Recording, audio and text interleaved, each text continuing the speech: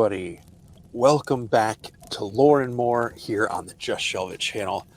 I am Jesse Arnold, and today we're expanding Lore and More into some new territory. So I'm going to stay close to Mythic Legions for now, and it's going to be customs I've created.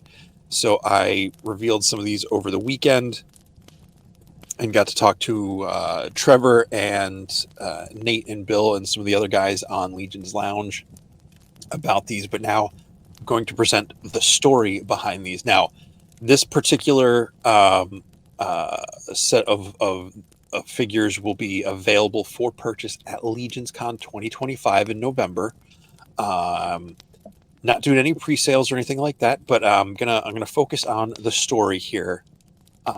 So if you have any questions about this, please feel free to message me. You can get a hold of me on just.shelve.it on Instagram or Jesse Arnold over on Facebook, or just comment on the video.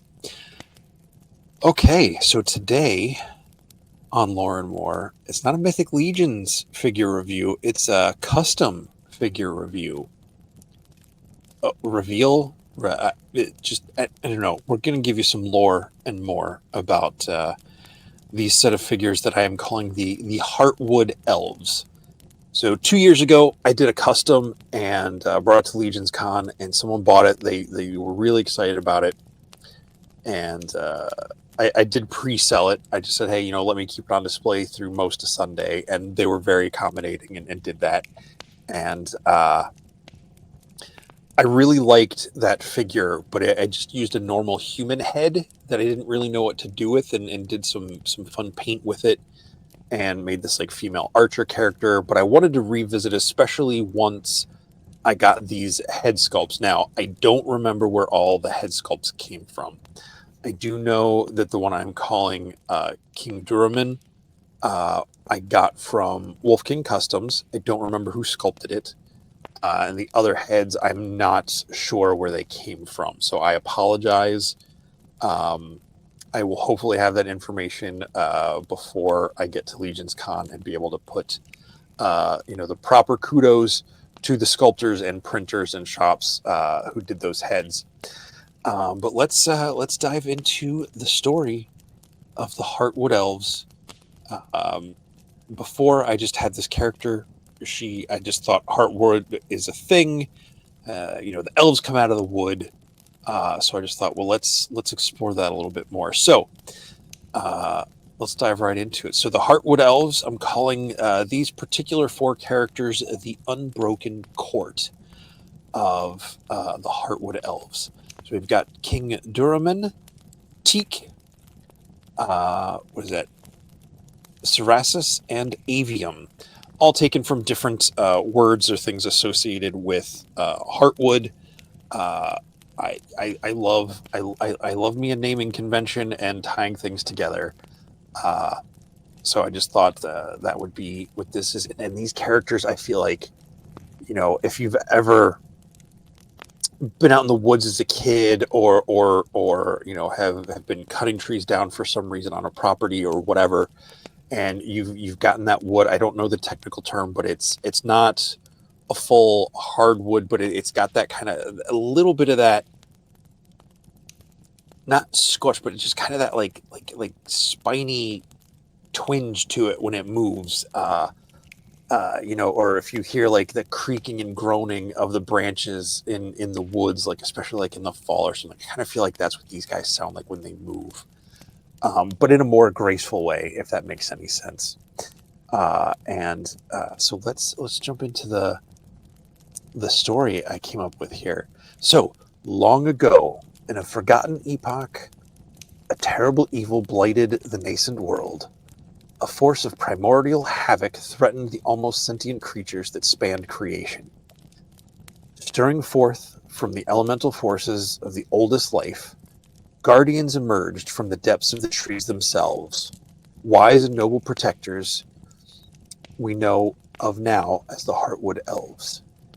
King Duraman stepped first upon the earth, then dozens more. Beings born of bark and wood, twig and leaf, root and branch. Together, these ancient elves fought back and contained the primordial havoc, naming it the Soul Blight, and binding it deep beneath the living world.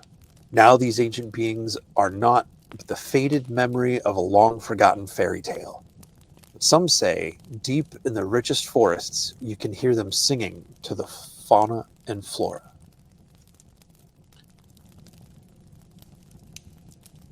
Starting off the top of the list, we've got King Duraman, the Lord of Heartwood. Noble but stern leader, Duraman is as tough as stone. His reign has been long, and solely to keep the Soul Blight bound and contained beyond the reach of fey or mortal machinations. The monarch of the Unbroken Court has watched over creation since before. I didn't write that very well. Has watched over creation since before creation knew it existed. Countless ages have passed under his rule. His only soft spot is for his youngest daughter, Avium.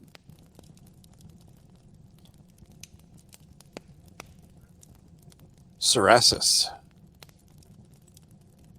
She is the protector of the realm. Defined by her dedication to the court and her tireless training, Serasis, the eldest daughter of the king, is the aspiration of all Heartwood. The defeat and subjugation of the Soul Blight was in large part her doing. Between her tactical leadership and battle prowess, Serasis is the epitome of strength and bravery. Serving her father and the court with all her being, Serasis is intelligent and courageous. Her softer side is as formidable as her martial one. Should anything ever happen to Duraman, her ascendancy and rule is said to surpass even her father's. Next up, the youngest sister, Avium, known as the Soul of Heartwood. She's the second child of the king. Avium is not as ferocious in battle as Serasis, but has a grace and command of battle that none besides her elder sibling can claim. Her true strength lies in her wisdom and compassion. When not on duty in the court, she is often seen wandering the realms, singing to the trees and animals, tending to wounds in nature, and encouraging new growth and life wherever she goes. The few mere glimpses of Avium made by mortals have blossomed into one from our world might call Mother Earth. And the last of the four of the Heartwood Elves is Teak, guardian of the Unbroken Court.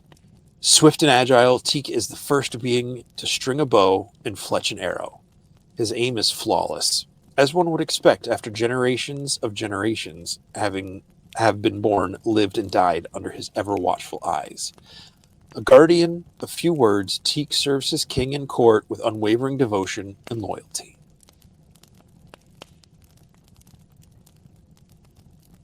And there we go. There's the crew. All made on 2.0 builds, largely between, you've got your, I don't know if these were the game figures, but you've got your standard male build there, and the females all have the elven boots. Teak does have kind of the more goblin style gauntlets and armor. They do have the spikier shoulders. I thought that looked more like bark to be more fun there. And the king is a bit of I believe it's either Altar or Aes from Cosmic Legions, with the same upper torso you see on Teak here, that round kind of elvish torso on top of the mostly bare skin version of the Greyborn from Cosmic Legions. He does have, you can't see in this picture, but he does have the lower back adapter from the Ghost of Christmas Past and two bony arms from Okietos. So he's got 4 arms, he's got a staff, and one of those goblin like short sword daggers that look kind of like a saw. The girls both have spears that I believe were from Lord of the Rings figures, and Teak also has a bow from a Lord of the Ring figure, but the rest of the parts are all from Mythic Legions. The soft goods on the king are from a Tuscan Raider and from believe, Gaspar. I did try to dye him a little bit. Again, the colors didn't pick up as nice in this picture, but there's a little bit of a fade from the bottom of both the orange and the yellow robes up into the full color, and then some green on the top. Yeah, these were a lot of fun to make. I just really enjoyed diving into exploring more of this Heartwood type of elves. I just imagine them having this soul blade, this evil chaos at the beginning of time, affecting the earth, and the first thing before even fully sentient animals or creatures were roaming, the trees were already there, and this elemental force just stepped out of the tree to protect, and it was these race of Heartwood elves.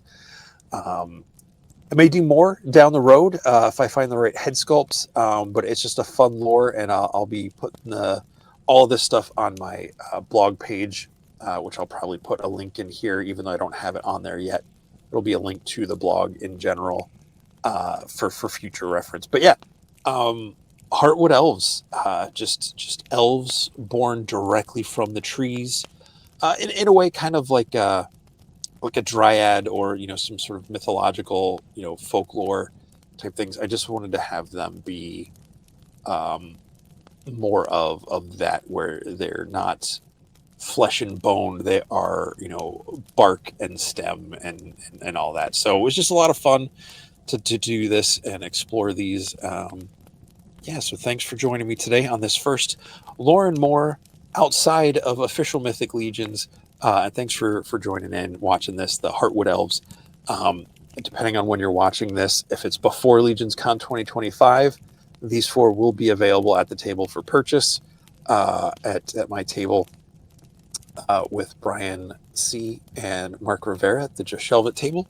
With those guys, come see us there, or at least come check them out if you don't want to buy them. But yeah, thank you very much. Have a great rest of your day. Thank you for listening to these stories. And again, more will be coming, especially as I build up to LegionsCon. I'll be revealing more of the customs I'm making this, because all of these characters, I'm building a diorama that will be kind of the centerpiece of my display, where an event, a battle basically happens, and a lot of these characters come together. So yeah, that's the plan anyway. And we'll see you next time. And as always, what is it?